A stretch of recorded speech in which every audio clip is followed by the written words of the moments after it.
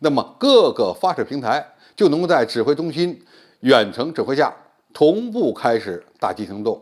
说白了，就是分布式的杀伤链的那一套。美国正在发展的一些技术，现在呢却被中国先一步的实现了，这让美国人都头大了。300公里见水灭水，中国公开 WS-600武器系统，美国人看了都要头大。观众朋友，大家好，我是付前少。在本届珠海航展上，由航天科技集团第7研究院自主研发的新一代的多用途多平台发射导弹武器系统公开展出。那么卫士 WS-600也称卫士600，那么这个武器系统呢有这么几大特点。第一呢，它可以多平台发射，这些平台包括陆地发射基地、舰艇垂发单元，甚至呢以集装箱作为它的发射点，对敌方的目标呢发动攻击，让对手防不胜防。第二，它采用了多种的制导模式，它可以打击敌方的指挥控制中心、雷达阵地、导弹阵地、电站、港口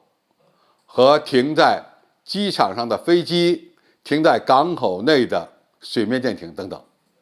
更令人惊叹的是，它也可以用于攻击水面的移动目标，那就和东风21D、东风26、东风17非常类似了。只不过这款导弹呢个头比较小，射程相对比较近，但是它的使用灵活性可能会更高。第三，卫士600这种导弹呢，它配有多种弹头，包括破甲弹、石墨大弹、云爆弹、钻地弹等等。作战的时候呢，它可以通过卫星、无人机或者特种部队的各种各样的侦察手段，为它提供相应的情报信息。那么各个发射平台就能够在指挥中心远程指挥下同步开始打击行动。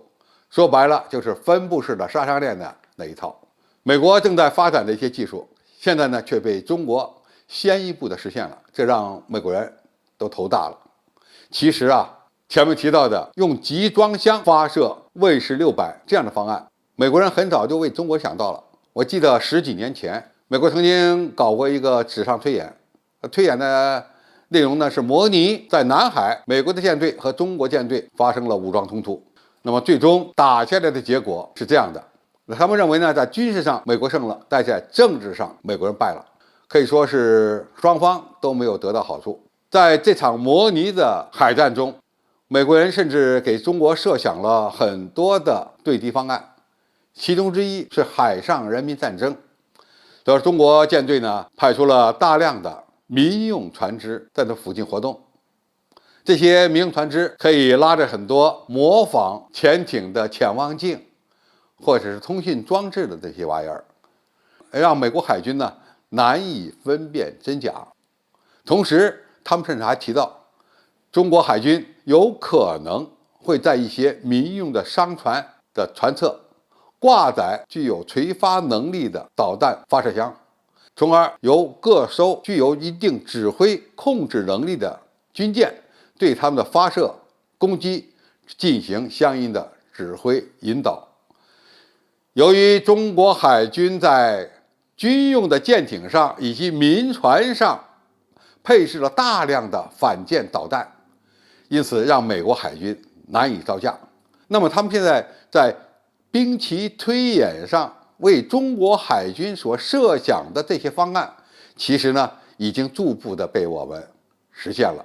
卫士600这种可以用多种平台发射的精确制导的弹道导弹，可以说就是这么一个设想的成功案例。我们能把它的发射筒放在车辆上，放在驱逐舰的垂发装置里，当然也可以放在集装箱里，或者呢是挂载在一些排水量比较大的民用船只的两侧，从而大幅度的提升我们的对敌攻击能力。卫士600的射程现在公布的大概是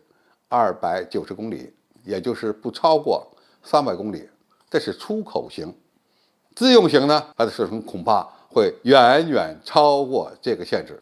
那么一旦在海上和强敌相遇，展开大规模的互攻，那么中国海军的对敌杀伤能力，应该说光是反舰导弹这一块我们就拥有更多的手段。这里面呢，既有垂直发射的弹道导弹、垂直发射的巡航导弹，而且这些巡航导弹可能也是超音速的。那么弹道导弹呢，也是超音速的。按照美军目前的防空能力和反导能力看呢，尽管它拥有比较先进的技术，但是对于饱和攻击，它基本上是无能为力的。